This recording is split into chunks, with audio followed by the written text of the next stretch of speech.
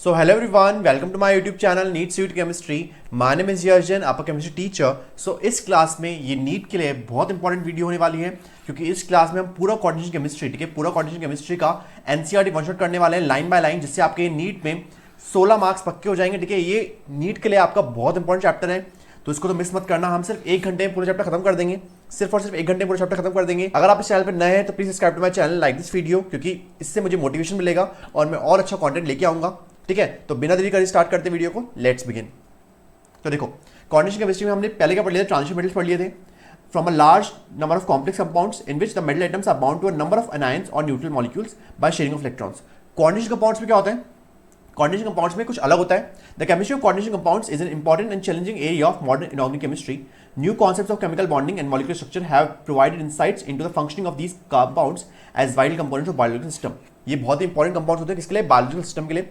Well important chlorophyll chlorophyll जो होता है वो किसमें क्लोरोफिल में कौन सा कंपाउंड कोऑर्डिनेशन कंपाउंड होता है? मैग्नीशियम का कोऑर्डिनेशन कंपाउंड होता है. हीमोग्लोबिन में आयरन का और विटामिन B12 में कोबाल्ट का. ठीक है, तो ये आपको पता होना चाहिए. क्लोरोफिल में मैग्नीशियम, क्लोरोफिल के लिए मैग्नीशियम, हीमोग्लोबिन के लिए आयरन और विटामिन B12 के लिए कोबाल्ट होता है. ठीक है, और ये इंपॉर्टेंट होता है कोऑर्डिनेशन कंपाउंड्स और also find many applications in electroplating, textile dyeing and medicinal chemistry, जो हम लास्ट में पढ़ेंगे सबसे एप्लीकेशन. ठीक है, जो लास्ट में हम पढ़ेंगे एप्लीकेशंस पार्ट में. अब देखो, सबसे पहले जो थ्योरी आई थी वो वर्नर की आई थी, Werner's theory of coordination compound. Alfred Werner ने क्या बोला? Was the first to formulate his ideas about the structure of coordination compounds. He prepared and characterized a large number of coordination compounds and studied their physical and chemical behavior by simple experiment techniques. उसने क्या बोला? उसने दो चीजें बताई. उसने बताई primary valency and secondary valency. Primary valency क्या होती है और सेकेंडरी वैलेंसी क्या होती है उसने ये बताया. Binary compound such as CrCl3, COCl2, PdCl2, इनमें क्या है? प्राइमरी वैलेंसी है 322. मतलब जो प्राइमरी वैलेंसी होती है वो क्या होती है? आयोनाइजेबल होती है. मतलब CrCl3 तो 3 Cl निकल सकते हैं, 2 Cl निकल सकते हैं और 2 Cl निकल सकते हैं. तो 3 हो गई, 2 हो गई, 2 हो गई. तो जो आपकी प्राइमरी वैलेंसी होती है वो आयोनाइजेबल होती है, मतलब वो आयोनाइज हो जाएगी. और सेकेंडरी वैलेंसी आयोनाइजेबल नहीं होती है. तो उन्होंने ये एक्सपेरिमेंट करा किससे? In a series of compounds of cobalt third chloride with ammonia, it was found that some of the chloride ions could be precipitate at AgCl on adding silver excess silver nitrate solution excess में डाला तो क्या बन गया हमारा? AgCl बनेगा. तो वो देख लेते हैं हम. देखो, अगर हमारे पास 1 मोल है, हमारे पास COCl3 6NH3 और हमारे 3 मोल AgCl बन रहे हैं. 3 मोल AgCl बन रहे हैं मतलब हमारा जो कोऑर्डिनेशन कंपाउंड होगा उसमें 3 जो है हमारी प्राइमरी वैलेंसी होगी. ठीक है, 3 प्राइमरी वैलेंसी होगी. यहाँ पे हमारी 2 प्राइमरी वैलेंसी होगी और 6 बचे हुए 6 जो होंगे ना, 1 Cl और 5 NH3 बचे हुए 6 होंगे प्राइमरी वैलेंसी. सिमिलरली यहाँ पे 1 मोल AgCl निकल रहा है. 1 मोल AgCl मतलब 1 Cl निकलेगा, तो आपकी बचे हुए कितने होंगे? 6 जो होंगे सेकेंडरी वैलेंसी होगी, 2 Cl और 4 NH3. सिमिलरली यहाँ पे भी 1 मोल AgCl निकल रहा है, तो यहाँ पे 1 Cl निकलेगा और बचे हुए जो होगी सेकेंडरी वैलेंसी वो 6 होगी. ठीक है, तो वही लिखा हुआ है यहाँ पर 6 groups in all either chloride ions और ammonia molecules are both remain bonded to cobalt ion. 6 के 6 बॉन्डेड रहेंगे और जो बचे हुए एक्स्ट्रा है वो निकल जाएंगे इन फॉर्म ऑफ AgCl. 3 यहाँ पर, 2 यहाँ पर, 1 यहाँ पर, 1 यहाँ पर. ठीक है, जो डिसोसिएट नहीं होंगे. Where the atoms within the square brackets form a single identity which does not dissociate under the reaction conditions. Werner propose a term secondary valency. Secondary valency मतलब जो डिसोसिएट नहीं होंगे, प्राइमरी वैलेंसी मतलब जो dissociate हो जाएंगे. तो वही इसने बताया. देखो यहाँ पर वेरी इंपॉर्टेंट टेबल है ये. अगर यहाँ पे CONH3 whole 6 3 plus 3 Cl minus, तो यहाँ पे 3 Cl माइनस होंगे वो क्या होंगे? डिसोसिएट हो रहे हैं. तो आपकी सोल्यूशन कंडक्टिविटी कॉरस्पॉन्ड टू, तो यहाँ पे एक आयन तो आपको ये मिलेगा CONH3 होल 6, ये डिसोसिएट नहीं होगा. जो स्क्वायर के अंदर होता है ना, जो कोऑर्डिनेशन स्फीयर बोलते हैं, कोऑर्डिनेशन स्फीयर, जो कोऑर्डिनेशन स्फीयर होता है वो डिसोसिएट नहीं होता, वो आयोनाइज नहीं होता, वो सिर्फ सिंगल रहता है. तो यहाँ पे 1 एक ये रहेगा और 3 Cl माइनस निकलेंगे. सिमिलरली एक ये रहेगा और 2 Cl माइनस निकलेंगे तो 1:2. एक ये रहेगा तो 1 Cl माइनस निकलेगा तो 1:1 और एक ये रहेगा और यहाँ पे 1 Cl माइनस निकलेगा. तो इन दोनों का जो है वो फॉर्मुला क्या है? सेम है. तो now that the last 2 compound जो है उनका formula identical empirical formula COCl3 4NH3 but distinct properties. इनकी प्रॉपर्टीज क्या है? डिस्टिंक्ट, फॉर्मुला सेम है. इनको क्या बोलते हैं? आइसोमर्स बोलते हैं. क्या बोलते हैं इनको? आइसोमर्स बोलते हैं. तो उसने क्या क्या चीजें बताई? उसे 2 चीजें बताई. तो प्राइमरी वैलेंसी, सेकेंडरी वैलेंसी. उसने क्या बोला कि जो प्राइमरी वैलेंसी वो नॉर्मली आयोनाइजेबल होती है and are satisfied by the negative ions. यहाँ पे क्या है? सारे नेगेटिव आयंस है जो कि प्राइमरी वैलेंसी किससे सेटिस्फाइड होती है? नेगेटिव आयंस से सेटिस्फाइड होती है. सेकेंडरी वैलेंसी क्या होती है? नॉन आयोनाइजेबल, जो अंदर आपकी सेकेंडरी वैलेंसी होती है. ठीक है, सेकेंडरी वैलेंसी कुछ नहीं, आपका कोऑर्डिनेशन नंबर है. जितना आपका कोऑर्डिनेशन नंबर होगा उतना ही आपकी सेकेंडरी वैलेंसी होगी. तो यहाँ पे 6 है, यहाँ पे 5 है, यहाँ पे 4 है, यहाँ पर 4 है सेकेंडरी वैलेंसी. आ रहा है समझ में? तो सेकेंडरी वैलेंसी क्या होती है? नॉन आयोनाइजेबल होती है. The secondary valency is equal to the coordination number and is fixed for metal. ठीक है, वो फिक्स होती है मेटल के लिए. सेकेंडरी वैलेंसी क्या होती है? कोऑर्डिनेशन नंबर के इक्वल होती है. The ions group bond the secondary linkages to the metal have construct special arrangements corresponding to different coordination number. Different coordination number के अकॉर्डिंग की स्पेशल अरेंजमेंट जो है, स्पेशल अरेंजमेंट लिगेंड्स का around the central metal are different. उसके लिए हम पढ़ेंगे geometry. ठीक है, उसके लिए हमको पढ़ना पड़ेगा ज्योमेट्री. तो वो क्या बनाते हैं? In modern formulations such special arrangements are called coordination polyhedra. ठीक है, the species within the square bracket are coordination entities और कॉम्प्लेक्स. जो स्पीशीज कोऑर्डिनेशन जो आपका स्क्वायर ब्रैकेट के अंदर है उसको बोलते हैं कोऑर्डिनेशन स्फीयर, और जो बाहर उसको बोलते हैं काउंटर आयन, ठीक है। उसको जो बाहर होता है जो Cl माइनस हमारा काउंटर आयन, और ये हमारा क्या है कोऑर्डिनेशन एंटाइटी है, ठीक है। तो जो हमारे coordination entity different different geometries हो सकती है, तो क्या हो सकती है CONH3 होल 6, तो 6 लिगेंड्स है, 6 लिगेंड्स के लिए आपका ऑक्टाहेड्रल होगा, ठीक है। यहाँ पे 6 लिगेंड्स है तो ऑक्टाहेड्रल होगा, एक Cl और 5 NH3, यहाँ पे भी 2 Cl है और 4 NH3 है, तो यहाँ पे ऑक्टाहेड्रल होगा। अगर आपका 4 होगा तो 4 में आपका टेट्राहेड्रल भी हो सकता है और आपका स्क्वायर प्लेनर भी हो सकता है। सिमिलरली बात कर लेते हैं वाला क्वेश्चन, देखो ये वाला क्वेश्चन में आपको पूछ रहा है कि सेकेंडरी वैलेंसी कितनी होगी, तो देखो यहाँ पे आपको दे रखा है मोल्स ऑफ AgCl कितना निकल रहे हैं, तो यहाँ पे 2 निकल रहे हैं, 2 AgCl निकल रहे हैं, 2 AgCl निकाल दो, तो यहाँ पे कितनी हो गई वैलेंसी, 4 NH3 बनेगी, 4 क्या हो गई सेकेंडरी वैलेंसी हो गई। यहाँ पे भी 2 निकल रहे हैं, तो यहाँ पे 6 जो है H2O ये सेकेंडरी वैलेंसी हो गई, तो सेकेंडरी हो गई 6 हो गई सेकेंडरी। यहाँ पे 0 निकल रहा है, ठीक है, 0 AgCl निकल रहा है, मतलब ये जो है ये भी सेकेंडरी वैलेंसी की तरह काम करेंगे और ये भी सेकेंडरी वैलेंसी की तरह काम करेंगे। तो यहाँ पे कितनी हो गई सेकेंडरी वैलेंसी 6, 2 ये और 2 4 ये और 2 ये, तो 6 हो गई। सिमिलरली यहाँ पे 1 AgCl निकल रहा है, मतलब 1 AgCl निकलेगा तो 2 Cl बचेंगे और 4 NH3 पहले से हैं, तो 6 हो गई, तो सेकेंडरी वैलेंसी हो गई 6। सिमिलरली यहाँ पर 0 है तो 2 Cl और 2 NH3, तो क्या हो गई 4, तो सेकेंडरी वैलेंसी हो गई 4। तो जितनी भी जो आयोनाइज नहीं होगी उसको बोलेंगे हम सेकेंडरी वैलेंसी, जो आयोनाइज हो जाएगी हमारी वो AgCl के फॉर्म में निकल जाएगी, ठीक है, जो आयोनाइज हो जाएगी वो AgCl के फॉर्म में निकल जाएगी। अब देखते हैं very important different between double salt and complex. Double salt और कॉम्प्लेक्स में डिफरेंस क्या है, तो डबल सॉल्ट में क्या होता है, जो सारे हमारे क्या होते हैं डबल सॉल्ट में जो भी आयंस होते हैं वो क्या होते हैं डिसोसिएट हो जाते हैं, ठीक है। Dissociate into simple ions when dissolved in water, जैसे इनको वाटर में डालते हैं, जैसे हमारा डबल सॉल्ट है ये मोर सॉल्ट, वेरी इंपॉर्टेंट, इसका फॉर्मूला पता होना चाहिए आपको, FeSO4 NH2 NH4 whole twice SO4 मतलब अमोनियम सल्फेट 6 H2O। तो ये जो पोटाश इसको क्या बोलते हैं मोर सॉल्ट बोलते हैं। तो जैसे हम इसको वाटर में डालेंगे, ठीक है, जैसे हम इसको वाटर में डालेंगे तो क्या हो जाएगा, ये डिसोसिएट हो जाएंगे आयंस में Fe2 plus SO4 2 minus NH4 plus और SO4 2 माइनस। बट अगर हम बात करें कॉम्प्लेक्स आयन में, कॉम्प्लेक्स आयन में जो है डिसोसिएट नहीं होते, ये आपका डिसोसिएट नहीं होगा Fe2 प्लस और Cn माइनस आयंस में, ठीक है, वेरी इंपॉर्टेंट। बस ये डिसोसिएट होता है K प्लस और FeCN होल 6 4 माइनस में, ठीक है। तो आपका जो कोऑर्डिनेशन एंटाइटी वो डिसोसिएट नहीं होगी, that's why that is the important and major difference between the double salt and complex. Double salt में क्या होता है डिसोसिएट हो जाते हैं सारे आयंस में जैसे हम वाटर में डालेंगे, बट ये डिसोसिएट नहीं होता, जो कोऑर्डिनेशन एंटाइटी वो एकदम सेम रहती है। चलते हैं आगे, तो डेफिनेशन कोऑर्डिनेशन एंटाइटी, तो कोऑर्डिनेशन एंटाइटी क्या होती है, और coordination entity constitute of metal atom और ion bonded to a fixed number of ions और मॉलिक्यूल्स, उनको क्या होते हैं लिगेंड्स बोलते हैं। जो आयन और मॉलिक्यूल्स बॉन्डेड मेटल से या सैटेलाइट एटम से उसको बोलते हैं लिगेंड्स, और ये जो पूरा सैटेलाइट मेटल और लिगेंड्स है उनको क्या बोलते हैं, उस पूरे को क्या बोलते हैं कोऑर्डिनेशन एंटाइटी बोलते हैं। In which the cobalt ion is surrounded by 3 ammonium molecules with 3 chloride ions. Other example, ये आपको एग्जांपल्स दे रखे हैं। सिमिलरली सेंट्रल एटम में, सेंट्रल एटम की बात करें तो in coordination entity the atom ion bonded to a fixed number of ions और groups are bound to in a different geometry arrangement around it is called the central atom, ठीक है। Central atom जो है, central atom क्या होता है, एक जो हमारा एटम है वो बाउंडेड है किससे, नंबर ऑफ आयन से या लिगेंड्स बोल सकते हो इन अ स्पेसिफिक ज्योमेट्री, उसको बोलते हैं हम सेंट्रल एटम। ये सेंट्रल एटम सारे क्या होते हैं लुईस एसिड्स होते हैं। लुईस एसिड क्यों, क्योंकि ये क्या करते हैं इलेक्ट्रॉन्स एक्सेप्ट करते हैं फ्रॉम द लिगेंड्स, ठीक है, इलेक्ट्रॉन एक्सेप्ट करते हैं from the ligands. CO Fe3 plus CO3 plus Na2 plus, ये सारे क्या है लुईस एसिड, और इनको क्या बोलते हैं सेंट्रल एटम बोलते हैं या आयन बोलते हैं। सिमिलरली लिगेंड्स क्या होते हैं, लिगेंड्स होते हैं वो सेंट्रल एटम से बाउंडेड होते हैं, जो आपको बताया। तो द आयंस और molecules found to central atom in the coordination entity are called ligands. ये क्या करते हैं, ये इलेक्ट्रॉन्स देते हैं, इलेक्ट्रॉन्स डोनेट करते हैं, तो उनके पास इलेक्ट्रॉन्स होनी चाहिए, तो इनके पास लोन पेयर ऑफ इलेक्ट्रॉन्स या नेगेटिव चार्ज होना चाहिए। लार्ज मॉलिक्यूल सच एज ये हो गया हमारा इथाइलिन डायमीन, ठीक है, ये हमारा ट्राई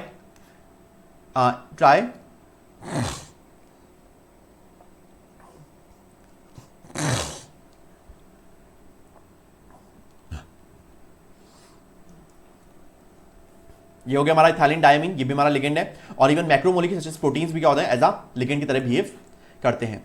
नेक्स्ट देखते हैं हम, नेक्स्ट देखो आप लिगेंड्स की भी इन्होंने क्या कर रखा है, कैरेक्टराइज कर रखा है, ठीक है, क्लासिफाई कर रखा है।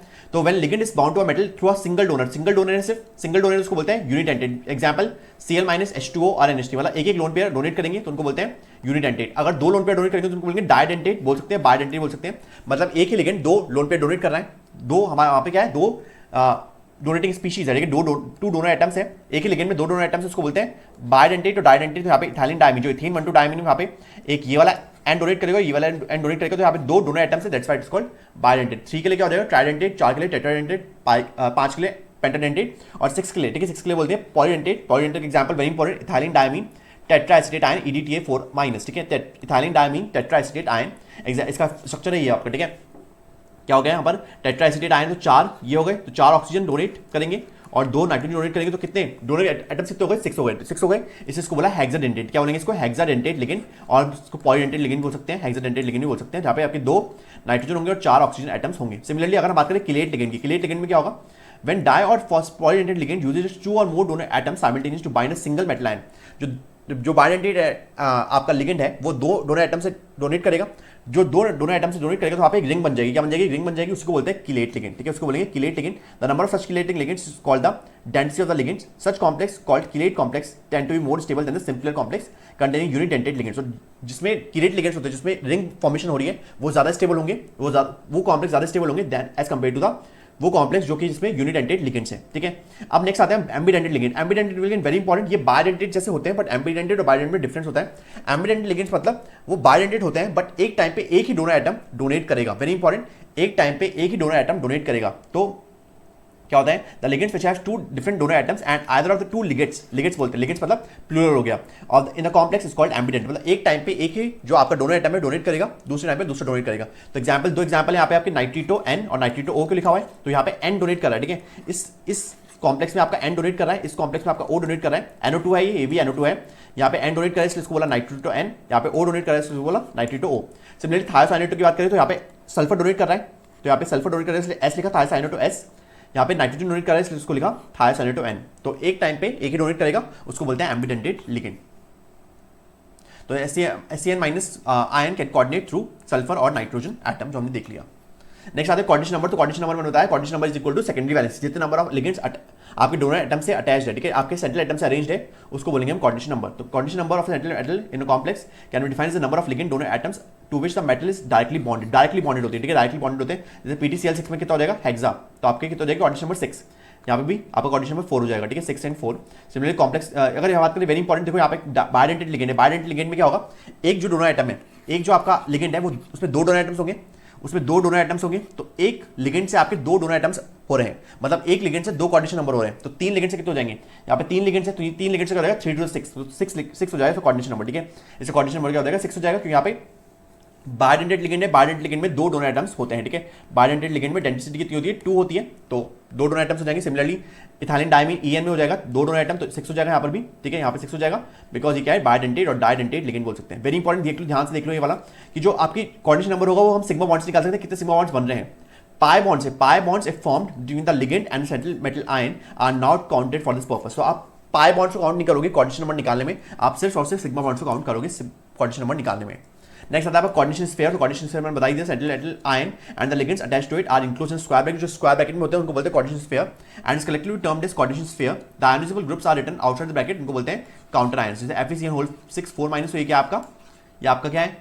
कोऑर्डिनेशन स्फीयर, और ये आपका काउंटर आयन, ये आपका पूरा कॉम्प्लेक्स है, ये काउंटर आयन, ये कोऑर्डिनेशन स्फीयर। अब कोऑर्डिनेशन पॉलीहेड्रन, तो कोऑर्डिनेशन पॉलीहेड्रन मतलब कि किस तरह the special arrangement of the ligands atoms which are directly attached to the central atom ion defines a coordination polyhedron around central atom. तो ये क्या होता है? डिफरेंट ज्योमेट्रीज होती है, ऑक्टाहेड्रल, स्क्वायर प्लेनर और टेट्राहेड्रल। तो ये देख लो, ऑक्टाहेड्रल मतलब जो 6 लिगेंड्स हो गए आपके, टेट्राहेड्रल मतलब 4 लिगेंड्स, तो टेट्राहेड्रल मिल सकता है, 4 लिगेंड्स में आपका स्क्वायर प्लेनर मिल सकता है। सिमिलरली अगर 5 लिगेंड्स होंगे आपके, 5 लिगेंड्स में आपका ट्रायंगुलर बाइपिरामिड हो सकता है, या आपका स्क्वायर पिरामिड हो सकता है, डिपेंड्स ऑन द लिगेंड, ठीक है, depends on the ligand. Next आता है आपका ऑक्सीजन नंबर। तो ऑक्सीजन नंबर कैसे निकालोगे? तो मान लेते हैं हमारे पास आपका CuCN3- है, ठीक है, CuCN3- है, तो Cu के लिए x रखोगे, Cu के लिए x हो गया, Cn पे होता है -1, Cn पे होता है -1, तो 4 लिगेंड से, तो 4 × -1 हो गया, और टोटल चार्ज कितना है? टोटल चार्ज कितना है? -3, तो -3 रख दोगे राइट हैंड साइड, तो इसको सॉल्व करोगे तो आपका आएगा x = -3 + 4, तो आपका आएगा x = +1। तो दिखाओगे कैसे? रोमन न्यूमरल लिखाओगे, ठीक है, आप लिखोगे कैसे?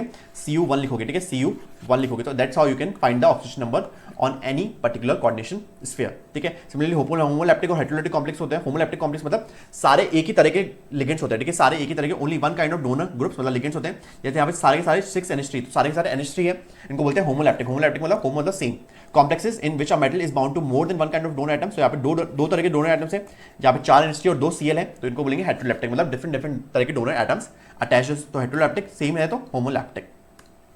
सिमिलरली अगर बात करें नॉमेनक्लेचर, तो नॉमेनक्लेचर का एक क्वेश्चन पक्का सा है, तो ध्यान से देखना। नॉमेनक्लेचर मतलब नामकरण, नामकरण कैसे करेंगे? तो नामकरण करेंगे अकॉर्डिंग टू द IUPAC मतलब international union of pure and applied chemistry. तो देख लो हमारे पास बहुत सारे, पहले आपको रूल्स बता दो जल्दी। तो रूल्स में क्या होगा? आपको सेंट्रल एटम ढूंढना है सबसे पहले, तो central atom listed first, central atom ढूंढना है, फिर जो लिगेंड्स है उनको आपको लिखना है अल्फाबेटिक ऑर्डर में, ठीक है, अल्फाबेटिक ऑर्डर में लिखना है। पॉइंट लिगेंड्स में अगर are also listed alphabetically in case of abbreviated ligand, मतलब जैसे आप बताओ ना ट्राइडेंटेट, बाइडेंटेट, तो ये हो गया ना, the first letter of the abbreviation is used to determine the position of the ligand in the alphabetic order. जो आपका फर्स्ट लेटर है, फर्स्ट लेटर एब्रिविएशन का is used to determine the position of the ligand in the alphabetic order. The formula of the entire coordination entity whether charge और not is enclosed in square bracket, ठीक है। आपका पूरा का पूरा coordination entity जो होगा वो क्या होगा?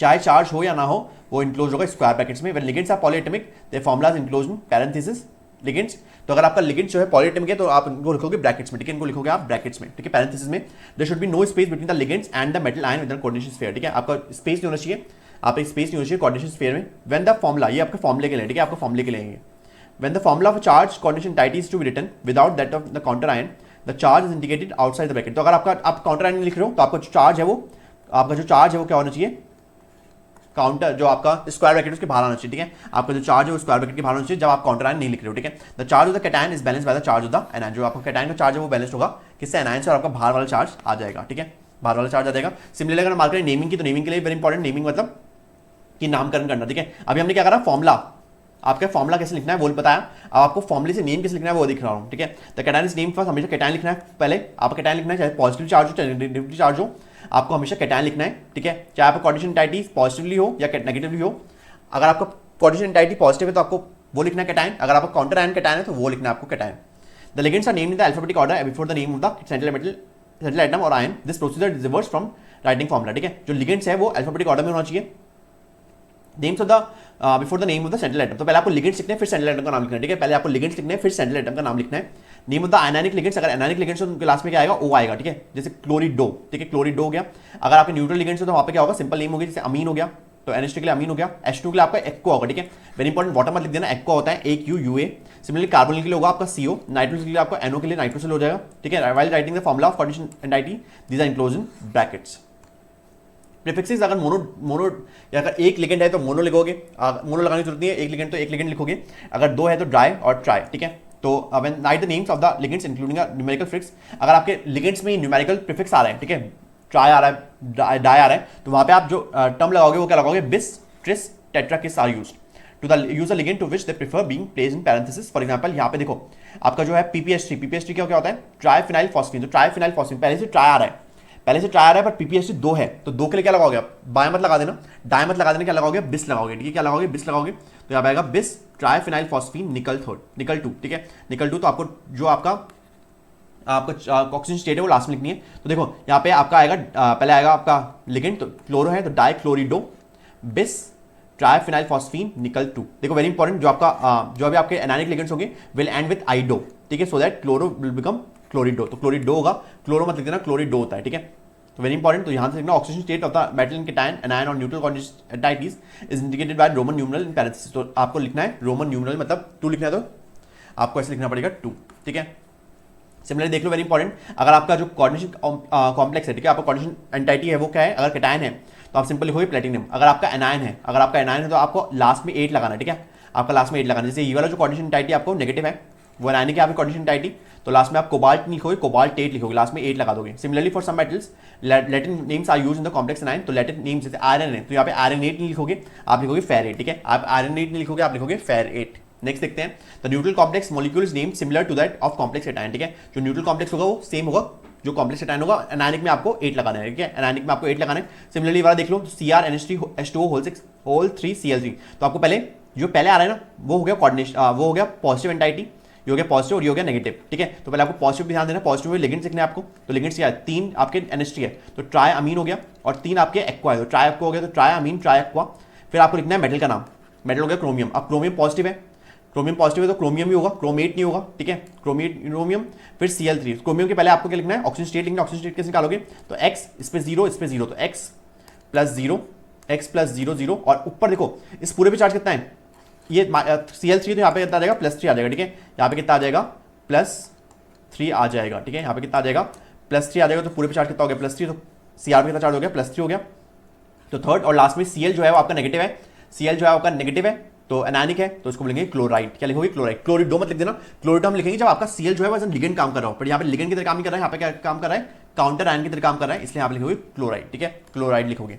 सिमिलरली ये वाला भी देख लो, तो ये वाला भी इजी है, यहाँ पे पहले क्या होगा, ये जो है कैटायनिक है आपका, कोऑर्डिनेशन एंटाइटी कैटायनिक है, तो आप पहले लिखोगे आपका लिगेंड का नाम लिखोगे, तो लिगेंड क्या है आपका, ये क्या है, इथाइलिन डायमीन, या लिख सकते हो इथेन 1,2 डायमीन, ठीक है। अब इथेन 1,2 डायमीन में पहले से डाई आ रहा है और यहाँ पे 3 है, तो आप ट्राइन लिखोगे, ट्रिस लिखोगे, ठीक है, ट्रिस इथेन 1,2 डायमीन लिखोगे, क्योंकि डाई पहले से आ रहा है आपके लिगेंड के नाम में, ठीक है। उसके बाद क्या लिखोगे, उसके बाद आएगा आपको कोबाल्ट, तो कोबाल्ट लिख दोगे। कोबाल्ट के बाद क्या लिखोगे, कोबाल्ट के बाद आपका ऑक्सीजन स्टेट निकालोगे। ऑक्सीजन स्टेट कैसे निकालोगे, ऑक्सीजन स्टेट निकालने के लिए आपको क्या करना पड़ेगा, जो SO4 होल थ्राइस है यहाँ पे क्या लिखोगे, यहाँ पे लगा दोगे +3, क्या लगा दोगे, +3 लगा दोगे, तो CO पे X, जो आपका इथेन 1,2 डायमीन है वो 0 हो जाएगा, तो X 0 और प्लस 3 हो जाएगा, तो X हो जाएगा प्लस 3 के इक्वल। ठीक है, क्योंकि जो आपका इथाइलिन डायमीन है वो क्या है, न्यूट्रल लिगेंड है। क्या है, न्यूट्रल लिगेंड है। इथाइलिन डायमीन न्यूट्रल लिगेंड है, तो कोबाल्ट थर्ड और सल्फेट हो जाएगा, सल्फेट हो जाएगा। क्यों सल्फेट हो जाएगा, क्योंकि ये लिगेंड की तरह काम कर रहा है, काउंटर आयन की तरह काम कर रहा है। सिमिलरली ये वाला देखो बहुत इंपॉर्टेंट है, यहाँ पे देखो AgNH3 होल ट्वाइस, तो ये आपका कैटायनिक कोऑर्डिनेशन टाइटी आ गया। यहाँ पे आपकी 2 कोऑर्डिनेशन टाइटी है। ठीक है, 2 कोऑर्डिनेशन टाइटी है, दोनों पे +1 -1 क्यों लिखा हमने, क्योंकि दोनों पे यहाँ पे कुछ नहीं है। ठीक है, यहाँ पे कोई कुछ नहीं है, तो इससे +1 होगा, इसमें -1 होगा। इसमें +1 क्यों होगा, क्योंकि ये कैटायन की तरह काम करेगा और ये एनायन की तरह काम करेगा। इस पे +1 है तो x +0, ये 0 है तो x पे +1 हो जाएगा।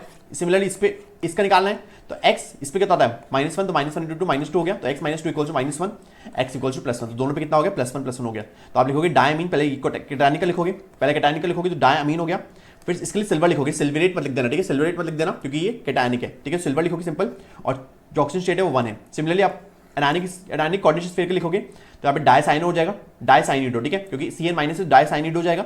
और नेक्स्ट जो है ये कोऑर्डिनेशन आपका एंटाइटी जो है नेगेटिव है, कोऑर्डिनेशन एंटाइटी एनायनिक है, तो यहाँ पे क्या आएगा, अर्जेंटेट आएगा। अर्जेंटेट मतलब आपका जो नेम आ रहा है वो कहाँ से आ रहा है, आपका नेम आ रहा है लैटिन कंपाउंड से। ठीक है, लैटिन नेम से, तो अर्जेंटेट 8 क्यों लगाया, क्योंकि ये एनायनिक कोऑर्डिनेशन एंटाइटी है, और आपका जो चार्ज होगा किसका होगा, इस पर 1 होगा, तो आपका अर्जेंटेट और 1 लगाना है। ठीक है, अर्जेंटेट और 1 लगाना है, तो that's how you have to write the name of this particular compound. ठीक है, आप देख लेते हैं एग्जाम्पल, तो ये वाला एग्जाम्पल तो ईजी है, ये वाला देख लो। ये वाला मैं बताता हूँ आपको, K3Fe2O4 होल थ्राइस। तो देखो पहले आपको K3 लिखना है, क्योंकि ये जो है आपका काउंटर आयन है वो कैटायन है, हमेशा कैटायन लिखना है, चाहे आपका काउंटर आयन कैटायन हो, चाहे आपका कोऑर्डिनेशन स्फीयर कैटायन हो, हमेशा कैटायन को लिखना है पहले। तो कैटायन हो गया पोटेशियम, तो पोटेशियम लिख दो। फिर आएगा आपका ट्राई, आपका लिगेंड आएगा, तो यह क्या है, ऑक्सिलेटो, तो ट्राई ऑक्सिलेटो लिखोगे। ठीक है, ओ क्यों लगाया, क्योंकि ये जो लिगेंड आपको एनायनिक है, तो ट्राई ऑक्सिलेटो। फिर लिखोगे आयरन, क्योंकि ये आपका क्या है, जो कोऑर्डिनेशन एंटाइटी वो आपकी नेगेटिव है, कोऑर्डिनेशन एंटाइटी नेगेटिव है, तो आप क्या लिखोगे यहाँ पर, फेरेट लिखोगे। ठीक है, क्या लिखोगे, फेरेट लिखोगे। और चार्ज किस निकालोगे, चार्ज निकालोगे, देखो ध्यान से, चार्ज निकालोगे तो इसके लिए x निकालोगे, x +3 × -2, तो ये -6 हो गया।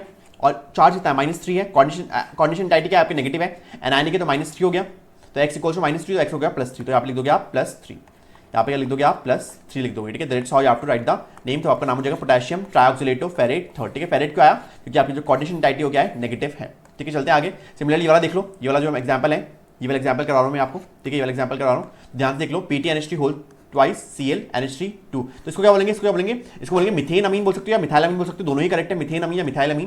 ठीक है, तो पहले आप क्या करोगे, ये आप कोऑर्डिनेशन एंटाइटी है कैटायन है, तो पहले कोऑर्डिनेशन एंटाइटी का नाम लिखोगे, तो पहले लिगेंड्स नाम लिखोगे, तो डायमीन क्लोरिडो, क्योंकि पहले अमीन आएगा, फिर क्लोरिडो आएगा, फिर मिथाइल अमीन आएगा, फिर आपका जो मेटल आएगा, मेटलियम क्या है, प्लेटिनियम लिखोगे, प्लेटिनेट लिखोगे, क्योंकि आपका कोऑर्डिनेशन एंटाइटी क्या है, पॉजिटिव है। उसमें चार्ज कितना हो जाएगा, चार्ज कितना हो जाएगा, तो x +0, ये भी ये -1 हो जाएगा, ये भी 0 होता है, तो x +0 + -1 + 0, और टोटल चार्ज कितना है, +1 कहाँ से आया, Cl से आया। ठीक है, Cl में -1, तो इस पर क्या आ गया, +1 आ गया, दोनों पे क्या हो जाएगा, बैलेंस हो जाएगा, तो +1 हो गया, तो x पे आ जाएगा +2, तो यहाँ पे लगेगा प्लेटिनम 2 क्लोराइड, तो क्या नाम हो जाएगा, diammine chlorido methylamine platinum 2 chloride. Very important, ये वाला एग्जांपल इंपॉर्टेंट है, तो ध्यान से देख के जाना। इसका नाम होता है मिथेन अमीन बोल सकते हो इसको बोल सकते हो मिथेन अमीन, इसको बोल सकते हो मिथेन अमीन या बोल सकते हो मिथाइल अमीन, दोनों ही करेक्ट है। अब नेक्स्ट आते हैं हम आइसोमरिज्म में। वेरी इंपॉर्टेंट, आइसोमरिज्म 2 तरह के आइसोमर्स होता है हमारे पास, एक स्टीरियो आइसोमर्स होते हैं और एक स्ट्रक्चरल आइसोमर्स होते हैं। स्टीरियो आइसोमर्स हम पहले पढ़ेंगे, तो स्टीरियो आइसोमर्स में होता है हमारे पास 2 तरह के, ज्योमेट्रिकल आइसोमर्स और optical isomers. Stereo isomers have the same chemical formula and chemical bonds, but they have different special arrangement. जो स्पेशल अरेंजमेंट होता है वो डिफरेंट होता है।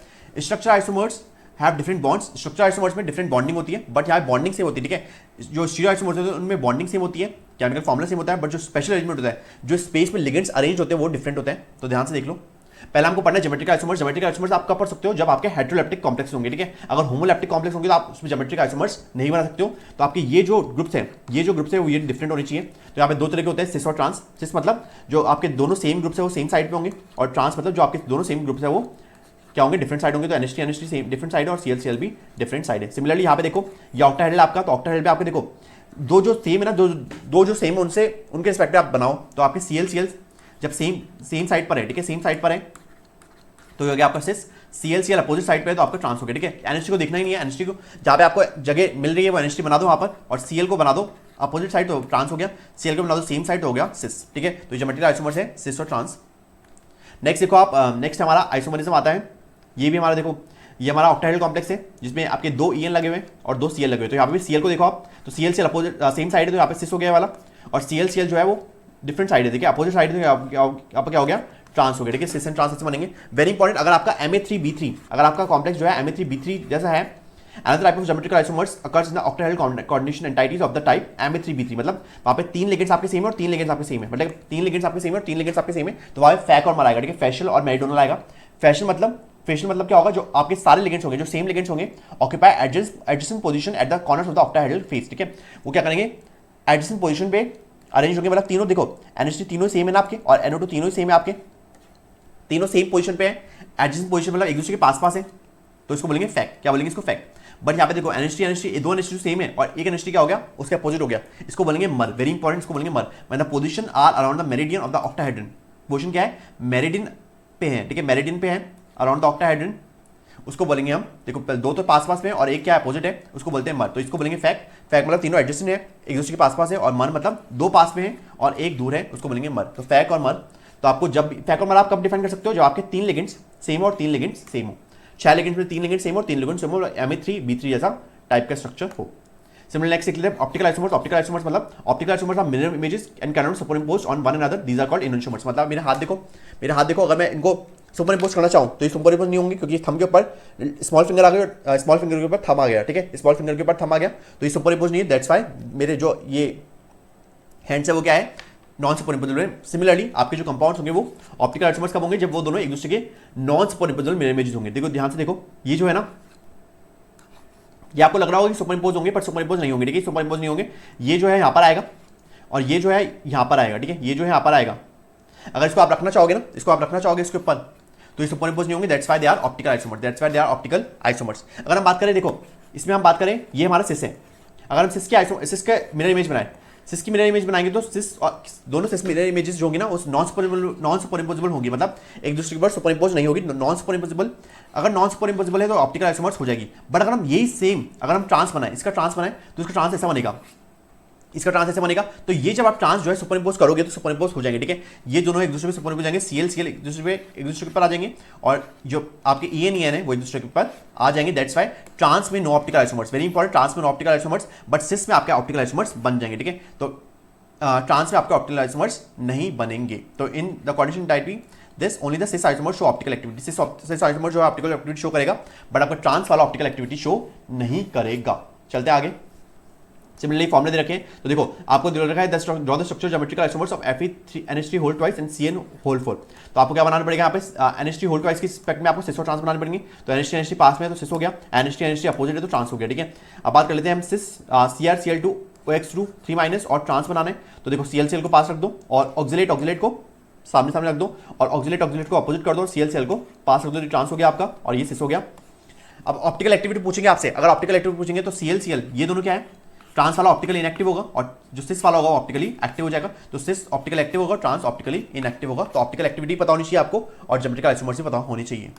With this we have completed the geometrical stereo isomers. Now we will discuss the structure isomers. Structure isomers में सबसे पहले हमको बताना है लिंकेज आइसोमर्स। लिंकेज आइसोमर्स आपके कब होंगे, जब एम्बिडेंटेड लिगेंड प्रेजेंट होगा। वेरी इंपॉर्टेंट, लिंकेज आइसोमर्स कब होंगे, जब आपका एम्बिडेंटेड लिगेंड प्रेजेंट होगा। हमेशा जब भी एम्बिडेंटेड लिगेंड प्रेजेंट होगा लिंकेज आइसोमर्स हो जाएगा। तो आपका अगर ये वाला कंपाउंड है, ठीक है, ये वाला कंपाउंड है, NO2 प्रेजेंट है, NO2 प्रेजेंट, तो एक तरह से एक तो बॉन्डिंग हो सकती है N के थ्रू, एक बॉन्डिंग हो सकती है N के थ्रू, और एक बॉन्डिंग हो सकती है O के थ्रू। तो एक नाइट्रिटो N बनेगा और एक नाइट्रिटो O बनेगा। तो ONO बन सकता है और NO2 बन सकता है। इनकी कलर्स भी पता होनी चाहिए। जब ONO की तरह बॉन्डिंग होगी, ठीक है, इज इन विच, तो which is obtain in the red form in which the nitrate ligand is bonded through ONO। तो ऑक्सीजन के थ्रू बॉन्ड होगा तो रेड कलर आएगा।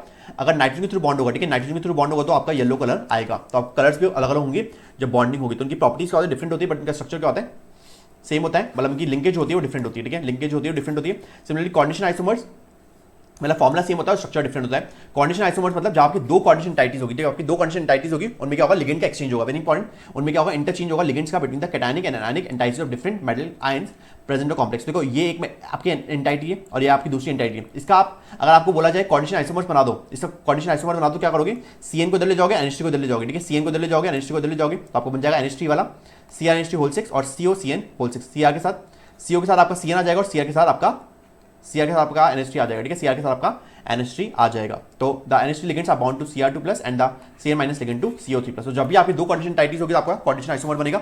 Similarly ionisation isomer, very important, ionisation isomer क्या बनेगा, जब आपका when the counter ion in the complex salt is itself a potential ligand and can displace a ligand which can then become a counter ion, ठीक है। तो आपका counter ion में आपका क्या होना चाहिए, एनायनिक लिगेंड होना चाहिए। तो क्या करेंगे, एक दूसरे को क्या कर देंगे, डिस्प्लेस कर देंगे। डिस्प्लेस कर देंगे तो Br अंदर आ जाएगा। अभी क्या है, अभी आपका SO4 अंदर है, कॉन्स्टेंट टाइटी और Br बाहर है, Br से काउंटर आयन बिहेव कर रहा है। सिमिलरली Br जो है वो अंदर आ जाएगा और SO4 बाहर चल जाएगा। तो अब SO4 जो है आपका काउंटर आयन बन गया और Br जो है वो कॉन्स्टेंट टाइटी में आ गया और लिगेंड की तरह बिहेव कर रहा है। तो अगर आपका कॉन्स्टेंट टाइटी और आपका काउंटर आयन में अगर लिगेंड्स प्रेजेंट है, एनायनिक लिगेंड प्रेजेंट है, तो वहां पे आपका आयोनेशन आइसोमर हो सकता है। सिमिलरली लास्ट देखते हैं, वो भी एक टाइप ही है आयोनेशन आइसोमर का ही, जो उसको बोलते हैं सॉल्वेट आइसोमर, जो उसको हाइब्रिड आइसोमर्स बोलते हैं। हाइब्रिड आइसोमर्स क्यों, क्योंकि जो आपका काउंटर आयन होगा वहां पर H2 होगा, ठीक है। काउंटर आयन होगा वहां पे H2 होगा, तो water is involve as a solvent. Water जो इन्वॉल्व होगा, ये सिमिलर है किससे, आयोनेशन आइसोमर से, ठीक है। आयोनेशन आइसोमर से सिमिलर है क्योंकि यहाँ पर जो आपका काउंटर आयन है वो ऐसा H2 बिहेव कर रहा है, सिंपल। तो देखो यहाँ पर CrH2O6Cl3, तो यहाँ पे आपका H2 जो है लिगेंड है, तो अभी वॉलेट कलर है। जैसे आप H2 को बाहर भेज दोगे और एक Cl को अंदर लिया होगे, ठीक है, एक Cl को अंदर लिया होगा, एक H2 को बाहर भेज दोगे, तो यहाँ पे H2 चेंज हो गया, ठीक है, एक्सचेंज ऑफ H2O, तो इसलिए बोला इसको हाइब्रिड आइसोमर। तो अभी इसका कलर जो H2O सारे लिगेंड्स अंदर थे, उसका वॉलेट कलर था। जैसे ही आपका H2O बाहर आया, सॉल्वेट आइसोमर आपने बनाया, H2O बाहर आया तो उसका कलर कैसा हो गया, ग्रे ग्रीन कलर हो गया, ठीक है, ग्रे ग्रीन कलर हो गया। सिमिलरली से बात करी गई है कि इसमें कौन सा वाला आपका आइसोमर शो कर सकते हैं। तो इसमें आइसोमर कौन शो कर सकते हैं, आपका H2O4, H2O होल ट्वाइस और C2O4 होल ट्वाइस बोला हुआ है। तो यहाँ पे आपका ज्योमेट्रिकल आइसोमर्स हो जाएगा, CON होल ट्वाइस, यहाँ पे आपको ज्योमेट्रिकल आइसोमर्स हो जाएगा और ऑप्टिकल आइसोमर्स भी हो जाएंगे, ठीक है। सिमिलरली अगर बात करें NO2, तो NO2 के आपका लिंकेज आइसोमर है, लिंकेज आइसोमर शो कर सकता है, क्योंकि यहाँ पर एम्बिडेंटेड लिगेंड है, ठीक है। NO2 ONO बन सकता है और NO2 बन सकता है। सिमिलरली यहाँ पे बात करें अगर हम PTNH3 होल थ्राइस H2OCl2, तो यहाँ पे आपका क्या हो जाएगा, यहाँ पे आपका ज्योमेट्रिकल आइसोमर्स हो जाएगा। CL एक साइड अपोजिट होंगे और एक बार सेम साइड पे होंगे, तो यहाँ पे आपको ज्योमेट्रिकल आइसोमर्स हो जाएगा। तो नेक्स्ट पूछ रहा है वो कि CONH3 होल थ्राइस 5ClSO4, तो ज्योमेट्रिकल ये आयोनेशन आइसोमर्स कैसे होंगे, तो एक बार SO4 जो है वो रिप्लेस कर देगा Cl को और एक बार Cl जो है रिप्लेस कर देगा SO4 को, तो आपके क्या बन जाएंगे, आयोनेशन आइसोमर्स बन जाएंगे। क्योंकि आपके दोनों काउंटर आयन में और क्वाड्रेटिक स्फीयर में दोनों में आपके जो लिगेंड्स प्रेजेंट है वो क्या प्रेजेंट है, आपके पोटेंशियल लिगेंड्स प्रेजेंट है, ठीक है। तो पोटेंशियल लिगेंड्स की वजह से वो लिगेंड्स की तरह बिहेव कर सकते हैं, काउंटर आयन भी लिगेंड की तरह बिहेव कर सकता है। नेक्स्ट देखते हैं बॉन्डिंग इन कोऑर्डिनेशन कॉम्प्लेक्स। तो बॉन्डिंग इन कोऑर्डिनेशन कॉम्प्लेक्स में हमको दो बॉन्डिंग देखनी है, जो कि VBT वैलेंस बॉन्ड थ्योरी और CFT, ठीक है। CFT देखनी है हमको, दो तरह की बॉन्ड थ्योरी देखनी है। तो वैलेंस बॉन्ड थ्योरी हमको क्या बोलती है, द मेटल एटम और ion under the influence of ligands can use N-1D use कर सकता है, NS यूज कर सकता है, NP यूज कर सकता है, या NS यूज कर सकता है, NP यूज कर सकता है, ND यूज कर सकता है। मतलब इनऑर्बिटल कॉम्प्लेक्स बनेगा, मतलब जब N-1D वाले क्या करेंगे, बॉन्डिंग में पार्टिसिपेट करेंगे और ND ऑर्बिटल जब पार्टिसिपेट करेंगे तो हमारा क्या बनेगा, आउटर ऑर्बिटल कॉम्प्लेक्स बनेगा। उसमें डिफरेंट तरीके की ज्योमेट्री हो सकती है, ऑक्टाहेड्रल हो सकती है, टेट्राहेड्रल हो सकती है और स्क्वायर प्लेनर भी हो सकती है। तो आपको बताना चाहिए कौन सी वाले हाइब्रिडेशन में कौन सी ज्योमेट्री होती है। ये सिंपल जो हमने VBT पढ़ा था ना, जो हमारा केमिकल बॉन्डिंग था, उसमें सेम वही है। sp3 में हमारा टेट्राहेड्रल होगा, DsP2 में हमारा स्क्वायर प्लेन होगा, sp3d में हमारा ट्रायंगुलर बाइपिरामिडल, sp3d2 में हमारा ऑक्टाहेड्रल और d2sp3 में ऑक्टाहेड्रल और sp3d2 में भी हमारा ऑक्टाहेड्रल ही होगा। देखते हैं नेक्स्ट में। अभी वाला देख लो, इंपॉर्टेंट है, सारे एग्जांपल इंपॉर्टेंट है, तो एक एक करके सारे समझाना अच्छी तरह। तो आपका पहला इंपॉर्टेंट है CONH3 होल 6 3+। तो CONH3 होल 6 3+ में क्या होगा, आपका CO2 3+ होगा, ठीक है। CO3+ मतलब आपका 3d6, CO3+ मतलब क्या हो गया, आपका 3d6 हो गया।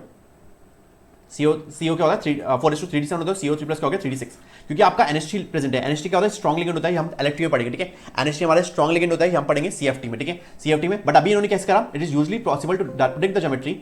कैसे प्रेडिक्ट करी geometry, by the knowledge of its magnetic behaviour. मतलब उनको पता लगा मैग्नेटिक बिहेवियर से। मैग्नेटिक बिहेवियर से क्या पता लगेगा, अनपेयर इलेक्ट्रॉन्स कितने हैं। उनको मैग्नेटिक बिहेवियर से ये पता लगा कि अनपेयर इलेक्ट्रॉन्स एक भी नहीं है। अनपेयर इलेक्ट्रॉन्स एक भी नहीं मतलब ये जो अनपेयर इलेक्ट्रॉन्स है वो क्या हो गए, सारे पेयर्ड हो गए, सारे क्या हो गए, पेयर्ड हो गए। तो पेयर्ड हो गए तो ऐसा बन गया, ऐसा बन गया, आपके पेयर्ड हो गए। तो आपके पास दो ऑर्बिटल तो ये अवेलेबल है, आपके पास D के दो ऑर्बिटल अवेलेबल है और फिर S के अवेलेबल है 4s, क्योंकि 4s भी खाली पड़ा है और 4p भी खाली पड़ा है। तो आपके पास दो D के ऑर्बिटल अवेलेबल है, S का एक ऑर्बिटल और P के तीन ऑर्बिटल। तो यहाँ पे क्या हो गया, D2 एक S का और P का 3, तो D2sp3 बन गया। तो D2sp3 और आपके इनर अंदर वाले ऑर्बिटल जो है पार्टिसिपेट करें बॉन्डिंग में। यहाँ पे तो जो आपके लिगेंड्स होंगे वो इलेक्ट्रॉन्स डोनेट करेंगे, जो लिगेंड्स है आपके इलेक्ट्रॉन्स डोनेट करेंगे, यहाँ पे तो डोनेट कर रहे हैं क्योंकि आपका जो अंदर वाले ऑर्बिटल से वो पार्टिसिपेट करें, that's why it is D2sp3 hybridisation, ठीक है। यहाँ पे क्या होगी, D2sp3 हाइब्रिडेशन होगी और इन ऑर्बिटल कॉम्प्लेक्स बनेगा। इन ऑर्बिटल हो गया क्योंकि यहाँ पे अंदर वाले ऑर्बिटल पार्टिसिपेट करें। ये कैसा होगा, डायमैग्नेटिक कॉम्प्लेक्स होगा, ठीक है। डायमैग्नेटिक कॉम्प्लेक्स होगा, आपकी जो हाइब्रिडेशन होगी वो क्या होगी, D2sp3। और क्योंकि NH3 अभी हम आगे पढ़ेंगे, ठीक है, ये NH3 स्ट्रॉन्ग लिगेंड होता है, इसलिए वो क्या करा देगा, पेयरिंग करा देगा, ठीक है। इसलिए पेयरिंग करा देगा, ये हम पढ़ेंगे CFT में, ठीक है। ये अभी बता रहा हूं आपको, बट CFT में पढ़ेंगे हम, क्योंकि यहाँ पे जो आपका NH3 है वो स्ट्रॉन्ग फील्ड लिगेंड है। अभी कैसा आपका लो स्पिन कॉम्प्लेक्स या हाई स्पिन, तो क्या, क्योंकि सारी पेयर्ड है इसलिए इसको बोलेंगे लो स्पिन कॉम्प्लेक्स। क्या बोलेंगे इसको, लो स्पिन कॉम्प्लेक्स बोलेंगे, ठीक है। आप इसको बोलेंगे लो स्पिन कॉम्प्लेक्स। लो स्पिन कॉम्प्लेक्स का बोलते हैं जब आप सारे क्या होते हैं, पेयर्ड होते हैं, और हाई स्पिन मतलब जो जब अनपेयर्ड होते हैं, ठीक है, जब अनपेयर्ड होते हैं। नेक्स्ट एग्जांपल देख लेते हैं। नेक्स्ट एग्जांपल आपका किसका एग्जांपल है, COF6 3-, ठीक है, COF6 लगा दिया, यहाँ पे CO3+ ही है, CO3+ 3D6 ही होगा, बट यहाँ पे कोई F है। अब हम आगे बढ़ेंगे CFT में कि F जो होता है वीक लिगेंड होता है। वीक लिगेंड मतलब यहाँ पे इन्होंने जब क्या देखा, इन्होंने जब मैग्नेटिक बिहेवियर देखा, ठीक है, इन्होंने जब मैग्नेटिक बिहेवियर देखा इसका, तो उनको पता लगा कि जो 4 है अनपेयर्ड इलेक्ट्रॉन है, ठीक है, 4 अनपेयर्ड इलेक्ट्रॉन से मतलब यहाँ पेयरिंग नहीं होगी, तो यहाँ पे आपके जो डी ऑर्बिटल होंगे वो अवेलेबल नहीं होंगे बॉन्डिंग के लिए, जो इनर डी ऑर्बिटल होंगे वो अवेलेबल नहीं होंगे बॉन्डिंग के लिए, तो बाहर वाले डी ऑर्बिटल अवेलेबल हमको कराने पड़ेंगे, क्योंकि बाहर वाले डी ऑर्बिटल से बाहर वाले डी ऑर्बिटल जो है वो पार्टिसिपेट करेंगे बॉन्डिंग में, तो आपका S3p और 2d होंगे, ठीक है, बाहर वाले हो रहे हैं, तो यहाँ पे sp3d2 हाइब्रिडेशन होगी, ठीक है, sp3d2 हाइब्रिडाइजेशन होगी, D2 sp3d होगी, sp3d2 होगी, क्योंकि बाहर वाले ऑर्बिटल्स पार्टिसिपेट करें इसलिए उसको बोलेंगे आउटर ऑर्बिटल कॉम्प्लेक्स, ठीक है, sp3d2 और बाहर वाले पार्टिसिपेट करें इसलिए उसको बोलेंगे आउटर ऑर्बिटल कॉम्प्लेक्स, क्योंकि यहाँ पर नो पेयरिंग हो रही है, क्योंकि F वीक लिगेंड है, यहाँ हम आगे पढ़ेंगे, क्योंकि F वीक लिगेंड होता है तो यहाँ पे पेयरिंग नहीं होती है, और ये कैसा होगा, पैरामैग्नेटिक होगा, ठीक है, क्या होगा, पैरामैग्नेटिक, और यहाँ पे हाई स्पिन कॉम्प्लेक्स होगा, हाई स्पिन होगी, क्योंकि यहाँ पेयर्ड नहीं है तो आपकी जो स्पिन की वैल्यू होगी वो ज्यादा आएगी, एक की हाफ है तो हाफ इंटू 4 2 होगी, ठीक है, आपकी स्पिन की वैल्यू कितनी आ जाएगी, 2 आ जाएगी, और यहाँ पर सारे के सारे क्या होंगे, अनपेयर्ड है, इसलिए पैरामैग्नेटिक हो जाएगा, ठीक है, पैरामैग्नेटिक कॉम्प्लेक्स होगा। नेक्स्ट देख लो, वेरी इंपॉर्टेंट,